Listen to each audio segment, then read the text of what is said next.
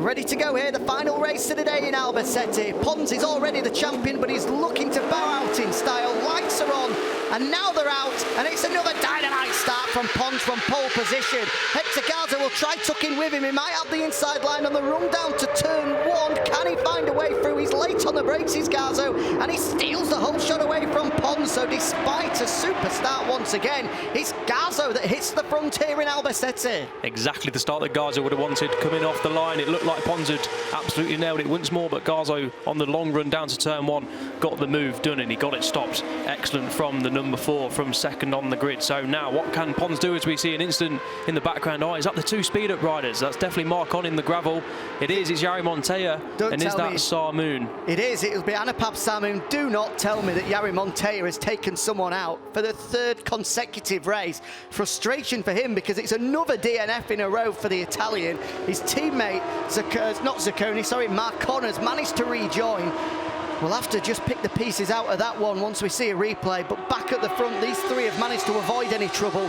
Garzo leading the way, Pons in second, and Alessandro Zacconi is looking to go with it. Yeah, Zacconi, a much better start than he did in race 1, and he clawed his way back up to the podium fight in the first race of the day. So the number 61 looking good here from the off. But yeah, like you say, there is Montoya walking his speed up away from the incident. Not quite sure what happened, but it's a tight and tricky turn, is turn 4.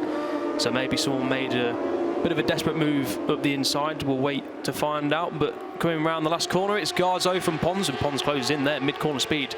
Excellent from the number 57 rider. Is he going to make a lunge into turn 1? Let's find out. Pulling out the slipstream. Don't think it's quite close enough yet. No, not quite this lap, but hopefully Zacconi can go with the 2 runaway leaders in race 1. No way through then for Pons at the first time of asking, but Zacconi, as you say, just tucked in with him. I don't think he's going to be able to have the pace to go with him all the way through, and that is Anapap Sarmoon, is it? Just walking away. He was another of the riders involved, so let's just pick the piece out of it. It is, again, Jari Montoya as well. He's just running to the back of Anapap Sarmoon. I think Sarmoon had took the front on the exit, and to be fair to Montoya, from what I could see, he's just ran into the back of him and nowhere to go. But we'll have to have another close look at that, see exactly what happened. I hope it's not the case, and I have got it wrong, but from first viewing there, it looked like he just T-boned him. Not the best camera angle for us to make judgment, really, was it? So hopefully we can see that again. Good to see the riders are all okay, though, but not the day Montoya would have wanted. Starting from the front row, and he's had 2 DNFs and come in early doors in both races, so disaster for the number 55. But back at the front, it's Garzo leading down the second back straight here at Circuito to Albacete, and he's looking strong here, is Garzo, but like we saw in the first race, he was just able to stick with Pons in the first few laps, but then Pons took over and edged clear. So what can Garzo do? Now he's leading the race from the front. Hector Garzo has had the frustration of finishing second behind Pons on now 5 occasions this season. He is sick of the sight of having the rear wheel of the number 57 staring back at him. He wants fresh air ahead of him, and he wants to make sure he can finish at long last in dry conditions this year ahead of Edgar Pons. So far so good for the number 4, but there's a long way to go in this one. Yeah, now the championship's over, you can expect Garzo to just go gung-ho with this. He's not going to want to settle for second, and now the points at the top is unassailable. He just want to go for that race victory. But Zacconi's coming with them as well. There's a little bit of a gap to Marcel Brenner. What is that gap? It's around about 1.2 seconds. And with Mikel Pons 5th, who was your podium finisher in race 1, who's not quite up to the battle so far, but there's a long way to go, 18 laps. Plenty of things can happen, but Garzo from the front looking strong. So Garzo that's leading the way then through turn number 10 at the 3rd time of asking. Just able to pull a little bit on the fat part of the tyre as they made the way out of turn 10 there. Whether that's anything to keep an eye on, we'll have to wait and see. They're through the kink of turn 12 into turn 13. And again, he's able to hold a bit of a comfort buffer there. What is it, 2 bike lengths? I don't think it's anything to get too concerned by. But the good news as well is Alessandro Zacconi is just staying with them at the moment too. He himself is about 2 or 3 bike lengths off the rear wheel of Pons. Meanwhile, that is a fight that's going on behind. Brenner doing his level best to hold off the advances of Mikel Pons, but so long, because through goes Mikel Pons up to 4th now, eyeing another podium finish. Yeah, smoke coming off the boot of Marcel Brenner there as they both back it into turn 1. Super stuff from the number 77 and number 25. So now can Mikel Pons bridge that gap to Alessandro Zacconi? It's risen again. It's now 1.7, so a nearly 2-second gap. It's a lot to ask for Mikel Pons, but he had the pace on Zacconi in race 1, so can he do it in race 2? Zacconi's looking strong on the third, to be fair. Yeah, it's got a much better start, like I said at the beginning of the race, so let's wait and see if Pons can make it 2 podiums from 2 here in Albacete, but Brenner's going with him. Good start coming from Daniel Kazmidin as well. He's up to 6 at the moment. Kevin Kubo is 7. Jerry Salim and Andy Farid, the 2 of the Astra Honda Racing guys, going pretty well at the moment in 8th and 9th. And Ramdan Rosley's there inside the top 10 as well. So a number of the guys from Malaysia, Thailand and Indonesia all putting out good performances there, just outside of the top 5 at the moment, but you can see the 27 of Kazmidin and Kubo just starting to close in on Brenner and Pons ahead of them. Meanwhile, who's that's gone down? I think that's one of the August twins. It's Kevin August that's gone down, a part of the Stock 600 crew. Where's he gone down there? Is that at turn 3? Because that looks like the long lap penalty of turn 4 ahead of them. He's just sat up now as August, which is good to see. He's just slipping out of the fight for the Super Stock 600 Championship, which of course race alongside these guys as well. Meanwhile, in the European Moto2 class, Garzo's still leading the way and is nearly half a second clear of Edgar Pons. I don't think it's anything to get too excited about just yet. We've still 16 laps remaining, and that's a big crash. Ramdan Rosley's gone down. It's great to see him sat up, but that bike's a straight. Not sure where that is either. It's a straight to skip job, that. It is absolutely ruined motorcycle. Ruined bike. Not a way do you want to be finishing a weekend. Must be a fast one. Not sure where on circuit that is. Yeah, look at that. Goodness gracious me. Absolutely. Be a fire sale out the back of the 1XOX TKKR garage this evening with motorcycle bits and pieces, and as a result, red flags come out. Yeah, the red flags out of our commentary box have been waved, so as a result of that one, red flags come out. From the looks of it, I saw in the background there, it was gravel coming up from turn 11 or turn 12, which are 2 fast places. Turn 12 is full gas, little slight kink, so hopefully it's not there, but we did see him sit him up, so it looks like he is okay. Did look okay, did Ramdan Rosley. He was sat up, obviously battered and bruised. Oh, there's another rider that's gone down as well. Is it a different? It's probably Matthias Magel. He's the 2nd of the Dynavolt intact. Yeah, it is the 21 off, so that's a big off there. So it looks like both Matthias Magel and Ramdan Rosley caught up in it. Rosley is just down at the moment and receiving some medical attention, so fingers crossed both are okay after that one. Looks like a big crash. So red flag brought out on lap number 3. So with 3 laps completed, that means I would hazard a guess at when we do have a restart that it will be, the grid will be formed as we saw the guys across the line. So it may well be that Hector Garza will get the opportunity to start from pole position as he storms his way back into the back of the box. Looks slightly frustrated. Yeah, didn't look too happy there, did he? I think he was in the groove, wasn't he? Leading the race, had good rhythm, and obviously didn't want the race to be stopped. But correct decision to red flag. Let's hope the riders involved are okay and we can get racing as soon as possible. There's all the guys down pit lane at the moment. Gives an opportunity, of course, for Tommaso Marcon, who rejoined, had managed to battle his way through to 21st across the line that last time around. That's been caught up in the incident with his teammate Yari Montoya and Anapab Sarmoon on that opening lap as well. As we see, goodness gracious me, that is a big off. They are 2 extremely damaged motorcycles. Looks like it is it possibly on the running towards turn 13, turn 12 maybe? Yeah. It's impossible just to tell there, because there's very little elevation changes here at the Circuito de Albacete. It's quite difficult to pinpoint what corner it's at exactly, because, well, most corners look quite similar. There's no ups, downs. It's all very flat around here, which helped us when we went for a track run yesterday. No PBs were put in, but it wasn't as difficult as what it should have been.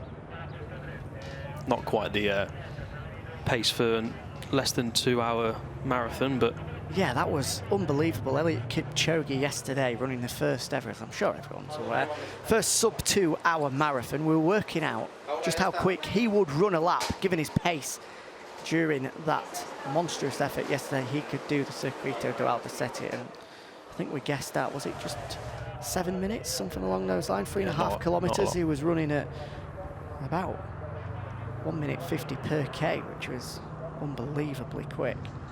As we see the aftermath of that crash there during the opening stages. As soon as we do have any news, we'll bring it to you, of course, and fingers crossed that both riders were okay. We did see Ramdan Rosley sat up at first, so fingers crossed he is okay. And once we get any news on any restart as well, we'll bring that to you. But as they came across the line, it was Garzo, Pons and Zacconi in the podium position, so that will be your front row. The only change to the front row was when the race got underway is, of course, that Jari Montoya won't be on the front after, well, continuing a run of 3 straight DNFs and 3 straight incidents in which he's been caught up with another rider. There's Matthias Magel. That's great to see that he's up on his feet. Those levers have taken a battering there. It was a super quick crash. So Ramdan Rosley, the other rider, got caught up in that incident, just receiving some medical attention. There's Kevin August. I don't think he was involved in it as well. No, just before, wasn't it? I think he was caught around up in a crash at turn number 3. Could see him on his feet. He was in some pain behind the barriers, but could see he's got a bit of a smile on his face. And Ramdan Rosley was the man that was stretchered away, but as we saw and as we stressed, he was okay with it at first. When we first had indication of the crash, so fingers crossed it's not too serious an injury for the Malaysian rider. No news just yet as to when we're going to get the restart underway.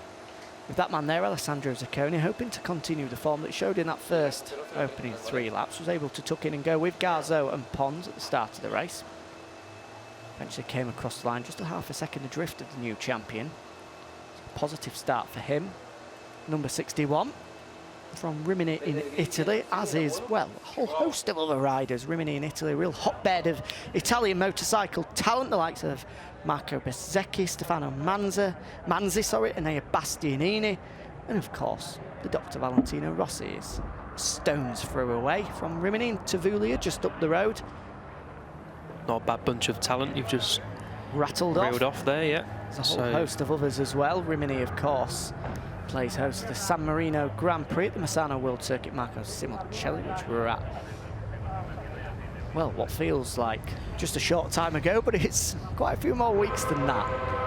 And a number of these guys were there as well. Of course, the Moto2, the FIMNL Moto2 World Cup, having a double header there as well.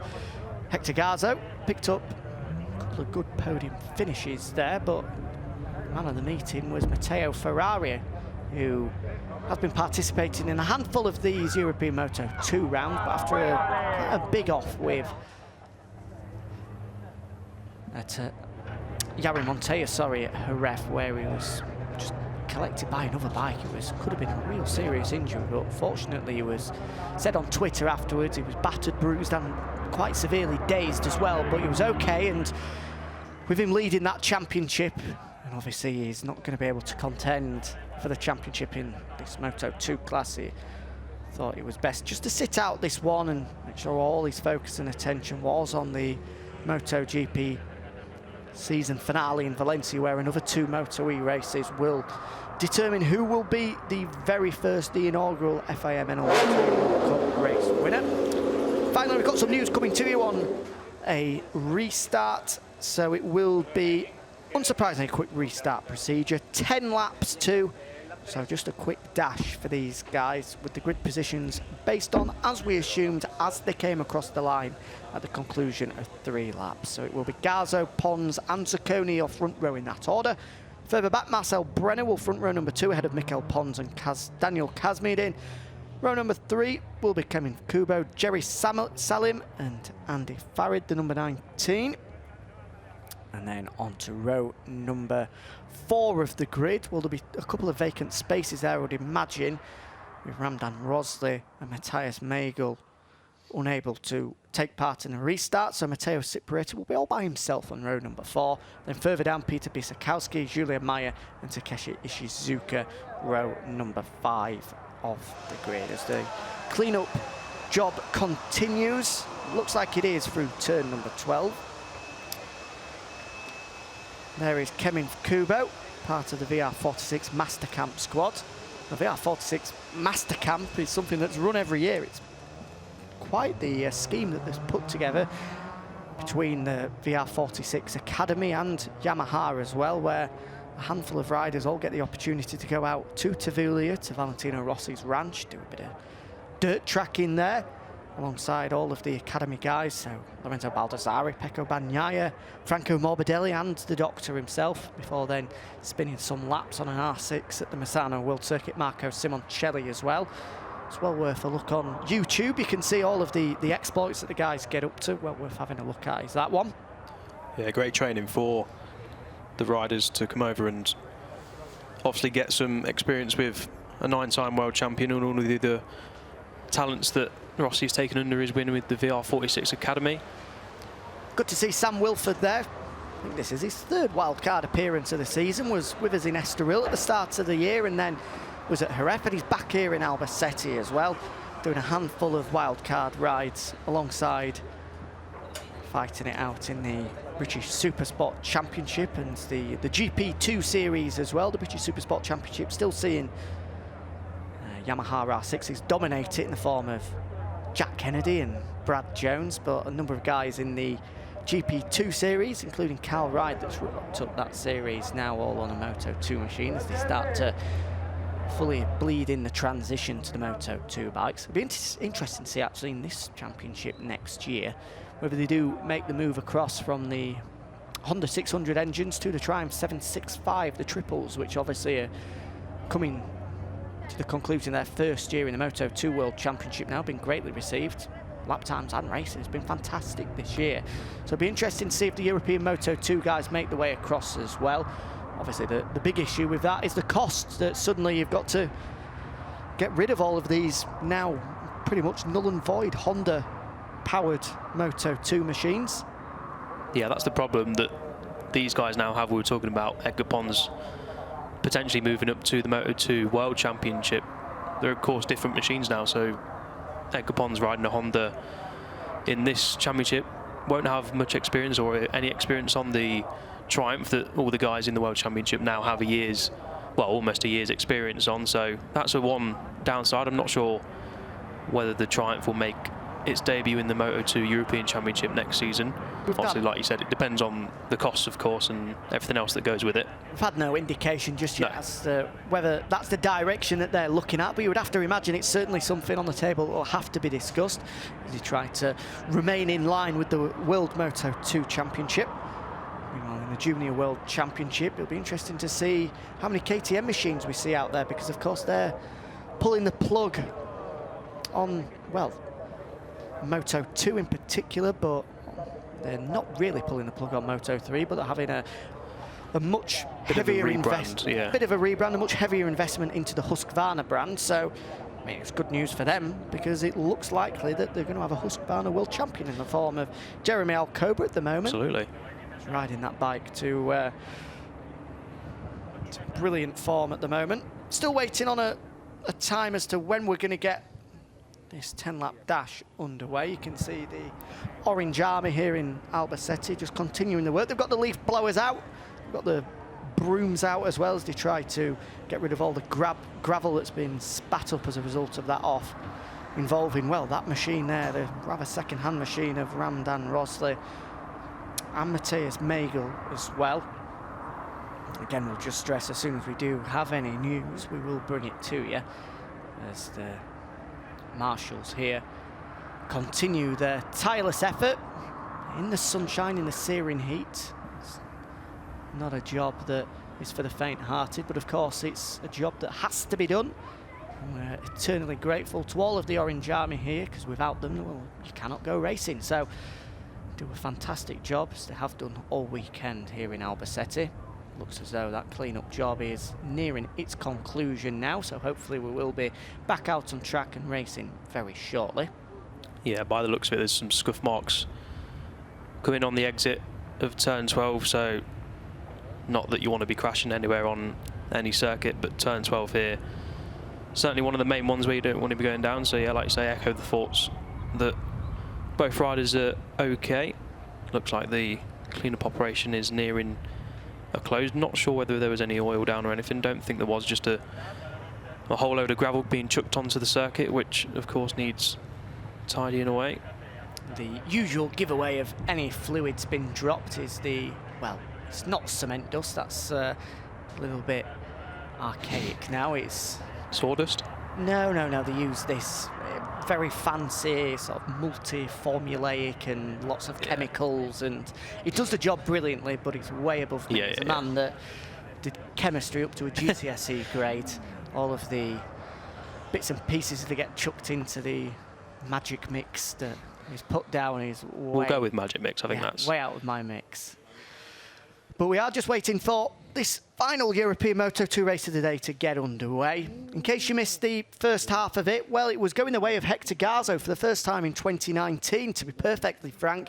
He just looked as though he might have had the edge on Edgar Pons, who was able to wrap up the championship earlier on today with a 6-race victory of the season. Only 3 laps were completed, but Garzo bitterly disappointed to have, once he came down pit lane, as a result of, well, having 0.4 of a second, maybe even half a second advantage over the new champion over those opening 3 laps. He got his elbows out, got his knees out, and was able to steal the whole shot away from the new champion, who himself has been put under quite a bit of pressure from Alessandro Zacconi. The Italian just missed out on a podium finish in race 1, with Mikel Pons eventually taking that final podium spot. But Zacconi was doing well. He'd latched onto the rear wheel of Edgar Pons, and we had ourselves a bit of a leading trio breaking clear of Marcel Brenner behind them.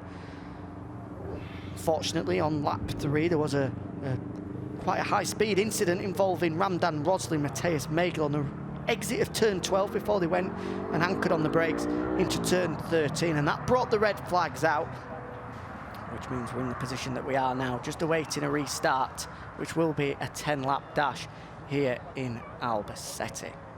And of course, if you missed any of our action earlier on today, you can catch up with all of the highlights on YouTube. You can also catch the highlights on the MotoGP website as well, motogp.com. We'll be able to not only see any of the highlights, be able to read all of the news from today's FIMCV Repsol action, the penultimate round of the year, before we have our season finale in Valencia, which is well worth tuning in for, because as we went there earlier in the year, the action was fiercely competitive, and despite all 2 championships being sewn up and all but the Junior World Championship being sewn up, there's still plenty to fight for, and it'll be well worth watching on your weekend off from MotoGP action as they take centre stage over the next 3 weeks, with the flyaways coming into full effect. Yeah, absolutely. Valencia is a cracking track for spectators and riders alike, as we see. We've finally got information through, which is good news. So in just 4 minutes' time, pit lane will be open. We can get back underway. So a bit of a lengthy delay, but obviously we had to make sure that track conditions are absolutely perfect before we get back underway. And the Marshal's doing a fantastic job to get that cleaned up in the speed that they managed to as well. Quite a bit of debris as a result of that crash, but everything now in order, and just over 3 minutes time, pit lane will be open. It's just edging ever closer to 2:30 local time here in Spain. 3 minutes after that, we will be underway. Pit lane open for just 60 seconds, so the guys, I'm sure, in the boxes now will be getting themselves back into the zone, helmets on, gloves on. It's time for them to switch back on and concentrate ahead of what is going to be a pretty sharpish 10-lap dash, just a 90-second lap here, so we'll see these guys completing this in around about 15 minutes, which will be a super sharp race, which, given the fact that it's only 10 laps, you would have to put an argument together, benefit the likes of Hector Garzo and Alessandro Zacconi in this rerun, because so often this year Edgar Pons has been leagues above of anyone else in the latter stages. In the opening laps, he's almost taken his time just to become accustomed to the conditions around him, especially because there's a red flag as well. The last time we had an incident like this at Barcelona, he even admitted to you afterwards, Elliot, that he was rather cautious on the opening laps just to make sure what grip and what adhesion levels were like. But he doesn't really have that opportunity here this time around with just 10 laps to go. If he gives himself 4 or 5 laps to become accustomed to the conditions and the grip levels out there, then the race could be out of his reaches even that early on. It's all about the start off the line, isn't it? It is, absolutely. Pons got the initial launch and they're lining up just outside the comments watch window, so we saw them get off the line, but it was Garzo who got the whole shot, which he's not been able to do a lot this year. But now they've obviously switched because of the standings on lap 3, so it'll be Garzo launching from that P1 place. So can he hold it into turn 1, or will Pons get a typically good launch and get the best of him? But yeah, you're absolutely right, Jack. This 10-lap dash should make for a great race. Zacconi from P3 should be well in with the shout. It'd be interesting if Jari Montoya or Tommaso Marcon or Sarmoon can make the restart after their turn 4 crash on lap 1. Well, I think we'll see just one of them restart. Tommaso Marcon was able crashed, to get back onto his bike. Meanwhile, both Montoya and Sarmoon, unfortunately, looking rather glum on the sidelines as a result of it. But we'll have to wait and see. One thing we do know for certain is it will be Hector Garzo to start from pole position, with pit lane now opening in just over 30 seconds time here in Albacete. We've certainly had to wait for this one, our final race of the day, so let's hope the 10-lap dash delivers and we get ourselves a real treat to round out the day. I reckon we will, Jack. 10 laps around the Circuito de Albacete. Glorious sunshine, glorious conditions, little wind. Perfect for the riders to put a decent race together before a good month or so on the sidelines for most of them before the last round in Valencia. And with the title already out, like we've mentioned, everyone can sort of forget about the championship almost and just go for points and pride in this one. There's your pole sitter Garzo. He'll be wanting to go for the maximum 25 points, as he's not been able to do in the last 3 races. 3 seconds on the trot now for Garzo, so he'll be hungrier than ever to spoil the Pons party a little bit here in Albacete and get that race win he's so desperate for, to try and end the season on a high. It's not been a terrible season by all means, but that race when you can tell he's not pleased by not getting that race win. He's just a bit down. It's chipping away at him. Yeah, you can see on the podium he's fed up. Yeah, want to be anywhere but there and have to endure another win celebration from Edgar Pons. He will be bitterly hoping they can finally get one over his arch rival in this championship so far this year, because he's had to play second fiddle pretty much since the start of the year as Hector Garzo. The championship, well, it would have been quite a bit closer and we probably would have gone down to the final round of the year if it wasn't for a nightmare start to the year for Garzo. Remember, all the way back in Estoril in torrential weather, Garzo, who himself is pretty strong in wet weather conditions, crashed out on the opening lap at the first race of the year, and that DNF score certainly cost him dearly. It means that the championship has been sewn up with 2 races remaining, one of which is about to get underway and then just one at the season finale in Valencia. It'll be interesting to see what that man can do as well. Marcel Brenner got a good start in the first race of the day before we had a bit of a coming together with Jari Montoya. Managed to avoid any such skirmishes this time around, but the leading trio were able to escape, so we'll be hoping he can just latch on to the top 3 this time around. Well, the Swiss rider aiming for a career best finish is Marcel Brenner as well. Interesting to see what Mikel Pons can do now. He's not starting from 9th position, he's in the middle of the 2nd row, and he's got the podium in the first race and was making his way through the order at the start of the 2nd race. So there he is, number 77. looking at our commentary box window, lining up in the middle of row 2. And there is your front row of Zacconi, nearest to you. Pons, the new champion, in the middle, and there's number 4, Hector Garzo, as we now get ready to start the warm-up lap, and we'll be almost ready to get back underway. So here we go, we're about to wait a while for it. We've got a 10-lap dash coming your way. It'll be fast, it'll be fierce. Woohoo! It's only the warm-up lap. Well, Brenner backing it in there into turn 1. Warm-up lap's anything to go by them. We're going to be in for a treat. Fair play to Marcel Brenner, sideways on the way into turn number 1 on the warm-up lap of all laps. Tell you what, these guys are in a hurry. They are. They may well have a kite. I was going to say a kite to a flight to catch. A lot of these guys, especially Marcel Brenner, of course, living in Switzerland, I'm sure will be flying back home this evening, and this slight delay certainly won't have helped him. I'm sure he won't have that much of a rush on to get to the departure lounge later on today. Yeah, very Jorge Lorenzo-esque when he was back in his Yamaha days, launching off the line on the warm-up lap, getting there, heating the tyres, ready for the race start. So let's see what Brenner can do from his position on the grid, and it'll be Garzo who will be hoping he can replicate his launch. Well, his launch and his run into turn 1 and hold the whole shot from Pons. And yeah, 10 laps of the day remaining for the Moto2 riders, and I think it is going to be a cracking 10 laps. But who will prevail? Will it be that man to round off a perfect weekend, qualifying P1, race 1 P1, and sewing up the championship P1, and now it's race 2. Can it be P1? There, that man, number 4, we'll be hoping he is the man standing on the top step of the podium. Can he spoil the championship party, Hector Garzo? He's already been sewn up in race number 1 today.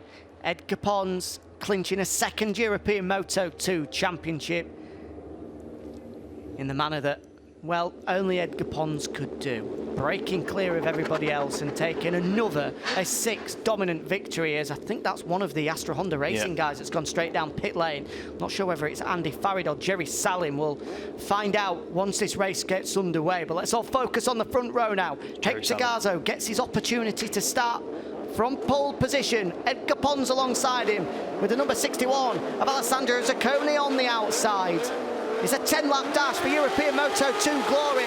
Lights are out, and it's Pons that gets another super start from the middle of the front row. Garzo couldn't take his opportunity from pole position, and unlike in the race that we saw a few moments ago, it is Pons that takes the whole shot, with Garzo settling into 2nd, and we've got another of riders gone down. I think that's Cedric Tangray that's gone down, the 35-year-old Frenchman. You can't miss him with those flashes of pink. But back at the front, and unlike we saw half an hour ago, it's Pons at the front here in Albacete, with Garzo having to settle into 2nd.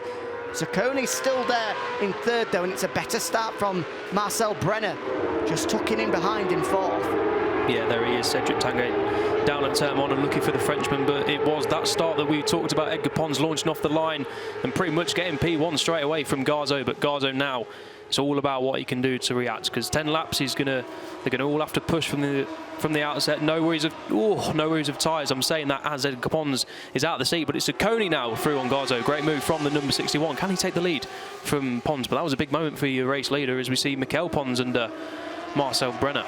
It certainly was a big moment for Pons, and that's a bit of a collector's item. We've not seen many issues from him all year so far, but a bit of a wobble just allowed Garzo to sit up behind and then Zacconi to pounce on him. Zacconi's not been able to find a way through at turn number 11, but here at turn 13, Garzo bites back and retakes 2nd place, which is just allowing Pons to edge a little bit further clear at the front of the race. This is not what they want. They need to stay with him. They need to try and disrupt his rhythm, because once Pons gets settled, well, as we've seen so far this year, there's no stopping him. Yeah, I think that moment there is just an indication that Pons is going to push from the off. He's not got time to settle his way into the race. Like we've mentioned, it's only 9 laps to go now, so he's clearly pushing from the off, but Garzo back into 2nd, and he's got to try and go with him if he's going to take that win that he's so desperate for. What's the gap? It's around about 3 tenths, so nothing to worry about yet, but with Pons in the lead, if he gets into his rhythm, it's going to be hard to stop him. Meanwhile, into turn number 6 now. This is going to be key to get a good run out of here on one of the back straights before they flick left into turn number 7. Garzo just about still staying with him. Meanwhile, Mikel Pons behind is making his way through. There's the number 9 of Kemin Kubo. Good start from him. He's up to 8th place. Ahead of him is Andy Farid. So, as you rightly pointed out, Elliot, it was Jerry Salim that had the issues off the start and had to come down pit lane. Pons leading the way, though. And that little bobble that he had just here a lap ago doesn't seem to have affected him this time around. Now the two here of Garzo and Zacconi are going with him. There's a little bit of a gap forming back to Mikel Pons. If he's going to try and get that podium like he did in race 1, he's going to try and have to stick with these guys. Oh, Garzo getting it out of shape there into turn 11. There's a black flag that's come out for the number 26. That's for Gomez Caro. Not exactly sure exactly why. He was maybe not allowed to take part in this restart, so he has been handed the black flag as a number 26, but he's down in 21st at the moment, so he's not really going to get involved in this fight for victory. Unlike Pons and Garzo, who are again going at it, and here comes Hector Garzo. Is he going to steal the lead away from Edgar Pons? Yes, he is. He's bringing the fight to him, but he's going to run wide at turn 1. Pons will retake it before they then flick left through turn number 2. Oh, that's super aggressive from Hector Garzo. He had the inside line, but he made sure that he slammed it up the inside of Pons, and he held on to the lead. Garzo means business, doesn't he? I thought Pons had got the inside line because Garzo ran side wide, but Garzo taking no prisoners there. He is back into the race lead. And what a lap he did on that last lap. He was a good 3/10 quicker than Pons, because Pons had a nice little advantage, but it's now Garzo who is at the forefront of the race. And that is a man right there that has absolutely had enough of finishing behind Edgar Pons. Absolutely. If there's any proof, that was it. He is pushing to the limit here to make sure that he can pick up a race victory in dry conditions and stop the unbeaten run of Edgar Pons when the sun has been shining. Just had proof there that number 26 has been given a black flag, and just as we assumed, unauthorised to take part in the second race, so he clearly crashed out in the first race. We didn't really get an indication of it, but he wasn't going to challenge a part of the Superstock 600 class. It's Gomez Caro. We will, of course, focus our attention on the frontier, where it's Hector Garzo that leads the way into turn 13. Just looking a little bit out of line there was Edgar Pons on the brakes. And there is the number 26. He's received his notification that he can no longer take part in this one, so he'll be pulling down pit lane momentarily. 3 laps completed, and it's Garzo from Pons, from Zacconi, from Mikel Pons. The top 4 covered by just under 1.5 seconds with 7 laps remaining. Again, Garzo there on that last lap, 3/10 quicker than Edgar Pons, so he is putting the hammer down. Is Garzo with 7 laps to go. There's not long left. A proper gung-ho race this for Garzo and the rest of the guys. Zacconi just holding back a little bit. 7/10 now. He's just losing touch on the leading duo with Mikel Pons not too far behind him, so Zacconi can't relax here. Pons is after that second straight podium finish, but it's all about the men in first and second. What can Edgar Pons do about Hector Garzo? Well, if anything, he's just starting to get into his rhythm and stretch this leading quartet. We did say they were separated by 1.5 seconds over the line last time around. It's much greater than that now. Pons is able to stick with the pace that Garzo's setting out there, but Zacconi just looks like he's on the edge of what he's capable of doing, and as a result, he's just fading a little bit out of this fight for the win. Garzo, super committed round here at the moment. He's sideways everywhere, is the number 4. Pons a little bit more settled with his riding style, although he wasn't there. He was spitting the rear wheel out as he was hard on the brakes into turn 13. It's very typical of these. I think it's the characteristics of the Honda engine to get it sliding, backing it into the corners. We've seen it over the years in the Moto2 World Championship, and of course here in the Moto2 European Championship. Again, backing it in. Pons, to be fair, I think Pons is pushing it. I think Garzo's got the hammer down, and Pons is having to, like we say, not do his usual thing of just settle himself into the race. He's got to push with him right from the off. So we've had a couple of little moments from the number 57 trying to keep up with Garzo, but the tyres should be nice and up temperature now, and the leading. So again, just edging a little bit further clear of the man in third. Meanwhile, both Hector Garzo and Edgar Pons are just starting to break clear, as we saw. It's definitive now, the fact that Zacconi is gone. He's out of the question of picking up a race victory this time around. Mikel Pons will certainly pile the pressure on him to try and steal a podium finish away from him for the second time today. But as we're rightly surmising, you would have to guess at the front of the race, is this the first time this year that Edgar Pons is truly being tested? I think it is, yeah. The red flag may have helped Garza in terms of race distance, and with 20 laps on the board and the soaring temperatures, tyre issues would have been a factor come the end of the race. But with 10 laps now, the race distance, and just over 6 laps to go, tyre worries can be thrown out the window. Just got to go for it, which is exactly what Garza is doing. As we see here, it's Marcel Brenner holding off now Tommaso Marcon after he moves through Kaz Mayudin. A good move there, good aggressive move from the number 10 rider as the leaders race past our commentary box window. What is the gap? It's sitting at 3:10, almost identical lap times for Pons and Garzo. A good ride coming from Tommaso Marcon, incidentally, of course. Caught up in an incident with his teammate during the first running of this race before the red flag came out. He had to start from down on row 7 of the grid, but he's battled his way through to have a top 5 finish, well in his grasp here. In fact, he's going to look to try take 5th away from Marcel Brenner on the running to turn 4 there, but no way through. It looks like he's just swarming all over the rear wheel over the Swiss rider. Again, he closed in on the run towards turn number 6, but again, Marcel Brenner standing firm.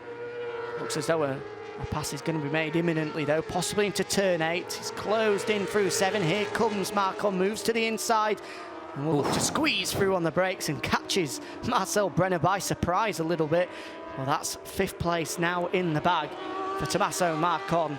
And he's got a gap ahead of him of 1.9 seconds. He's running out of time with just 5 laps remaining, but it's not out of the question that he might be able to salvage a podium finish here. It'll take a monumental effort, but don't discount him just yet. Yeah, now he's got a bit of clear track in front of him. That move definitely indicates that Marcon means business here in race 2, and yeah, after being caught out, unluckily at the start of the race 2 before the red flag, he'll want to be finishing as high as possible. But in the battle for 3rd, it's Pons and Zacconi who are locked together, split by just about half a second. And what's the gap over the line? Garzo, yeah, looks about the same. It is both doing pretty much identical lap times. 133.020 for Garzo, 133.037 for Pons. So, yeah, that gap staying constant. Garzo looking strong at the minute, and 4 laps to go if the number 4 can keep. Or who's that? Oh, that's Daniel Kazmiedin that's gone down. Front end just washed out from beneath him on the running towards turn number 1, who's well involved in that fight for 5th place with Marcon and Brenner, but Kazmiedin has gone down here. It's a disappointing day for the Dynavolt Intact GP Junior squad, because Teus Megel went down as well, and he was hard on the brakes there. Oh. And yeah, just asking too much on the brakes was Kazmiedin, and the front end folded a long way into the corner. He was... Brenner was lucky there to not get collected for the 2nd race in a row. He did, as the marshals come out and help him out.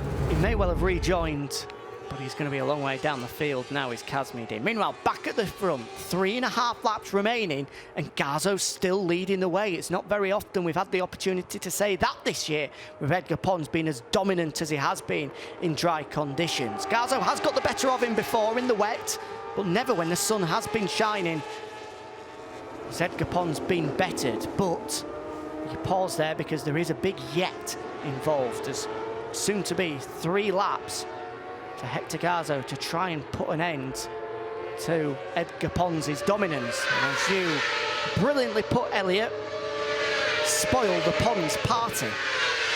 Yeah, and he is doing exactly that at the minute, and it's not just for this race and this championship, it's just for added confidence that you can go out, beat your main rival, and that will set him up for obviously the last round in Valencia and his FIM Moto2 World Cup hopes as well in Valencia a week after the final round of the Moto2 European Championship. But Pons there getting a little bit close for comfort around turn 4. 3 laps to go, and it's still Garzo holding strong, but this is going to go right down to the wire. I think Pons is firmly in the wheel tracks of the number 4 Garzo, but both are looking strong here, so it's a tough one to call. I wouldn't like to call it at this stage. Both of them, you can see visually pushing so hard now with just 2.5 laps remaining. We're halfway around this one, in towards turn number 9. And we're on the brakes for turn number 10. Edgar Pons has had himself a little bit of a bobble here during the opening laps. But he's looking to get through this time around without such issues, which he does on the run now towards turn 11.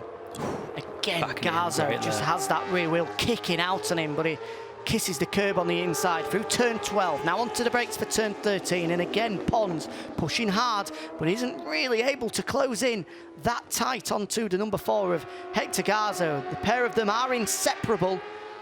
We're yet to see a move been put in by Edgar Pons. 2 laps to go here in Albacete, the final race of the day, and it looks like we've got a barnstormer on our hands. These two are going to go to war for victory. Garzo is absolutely fed up of finishing behind Edgar Pons, and Edgar Pons, having already wrapped up the championship, is wanting to finish his day in style. The pair of them as close as and Pons is down. It's the first mistake of 2019. Edgar Pons has crashed out. He's already wrapped up the championship, but that is the first mistake this year from Edgar Pons. I was going to say he was pushing on, well, he was obviously pushing, but that lap he was 2 tenths quicker than Garzo. So Pons really wanted that race win, but now, first real mistake of the season sees him took the front at turn 4. Now leaves Garzo with, well, good 4 seconds advantage as Pons struts away from the gravel trap. Not the end of the day he would have wanted. The number 57, that is the Pons party, a little bit spoiled and through. Well, the only fault really is Pons pushing a little bit too hard on the front end, asking a little bit too much of that front tyre. As we see the replay, front end just folding out on him. I'm not sure if it was a little bit further wide than what we'd seen before, but the front end's not giving him any warning whatsoever. Down he goes, Edgar Pons. He's only finished off the podium once this year, and that's when he finished 6th in Aragon. It's the first DNF of 2019. It doesn't matter, he's already wrapped up the championship. And finally, Hector Garzo, who I'm sure will have a wry smile under that helmet as he comes across to see the pit wall and get confirmation that suddenly, after all race having +0, +0, +0, he finally can take a sigh of relief because it now says +3.9. His team are bending over the pit wall and telling him, calm down, bring it home. Your first race victory in the dry this season is in the bag. But meanwhile, there's a real fight on our hands now because that has elevated Tommaso Marcon up to 3rd place. We're on to the last lap here, and Mikel Pons is going to push him right down to the wire.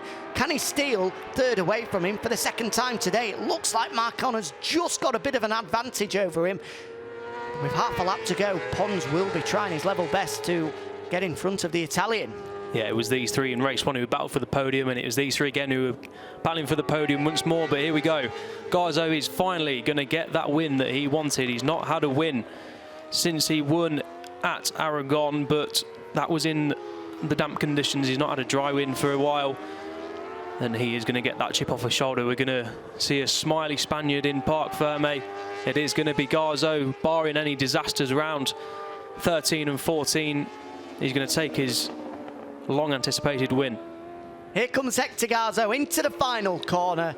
He's had to sit and be patient, finishing behind Edgar Pons on 5 previous occasions, 5 second places in a row, but finally he gets the better of the 2019 champion. It's a race victory for Hector Garzo, his 2nd of 2019. The final podium place is going the way of Alessandro Zacconi in 2nd, and Tommaso Marcon, having been cleaned out by his teammate about half an hour ago, somehow manages to salvage a podium finish. A great ride from the number 10.